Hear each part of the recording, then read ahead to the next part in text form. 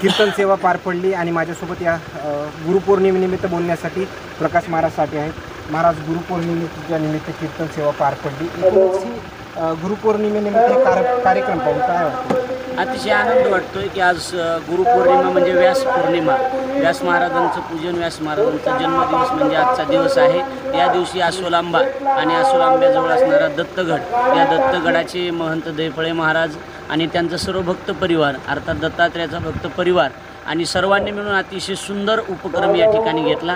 दरवर्षी हा दत्त जयंतीचा गुरुपौर्णिमेचा उत्सव आणि दत्त जयंतीचा उत्सव या ठिकाणी संपन्न होत आहे। आज हजारो भाविक या ठिकाणी कीर्तनासाठी आणि महाप्रसादासाठी उपस्थित होते। ते वातावरण बघून असं वाटलं की हे पंढरपुरामध्ये चंद्रभागेमध्ये कीर्तन चाललं, एवढं सुंदर नियोजन यांनी केलं। तर हा कार्यक्रम गडावरती आयोजित केला होता, त्यानंतर वातावरणाचं हे बघून गावामध्ये आयोजित केलं, वाटलं होतं एवढा प्रतिसाद काय होतं? सुरुवातीला कार्यक्रमाचं नियोजन केलं होतं गडावर, पावसाचं वातावरण असल्यामुळं दैफळे महाराजांना सगळ्या ग्रामस्थांनी आग्रह केला की गावात घेऊन या, त्याच्यामुळे लोकांची सोय झाली। तिकडे सगळे लोक येऊ शकले नसते, इथं भरपूर लोक, तिथल्यापेक्षा दुप्पट समाज इथं या ठिकाणी गोळा झाला। महिला पुरुषांना सुद्धा या ठिकाणी येण्याची व्यवस्था झाली, महिला मंडळ तिकडे येऊ शकत नव्हते, या ठिकाणी आले, त्याच्यामुळे भरगच्च प्रतिसाद या कार्यक्रमाला मिळाला आणि अतिशय आनंदामध्ये हा कार्यक्रम पार पडला। दत्तगड देवस्थानाचे जे महंत आहे दैफळे महाराज यांच्यासोबत संवाद वगैरे झाला असून ज्या पद्धतीने त्यांनी मंदिर वगैरे उभारलं त्या संदर्भात काही माहिती मिळाली? दैफळे महाराज हे दत्तभक्त आहे, दत्तात्रेयावर त्यांच्या गुरुवर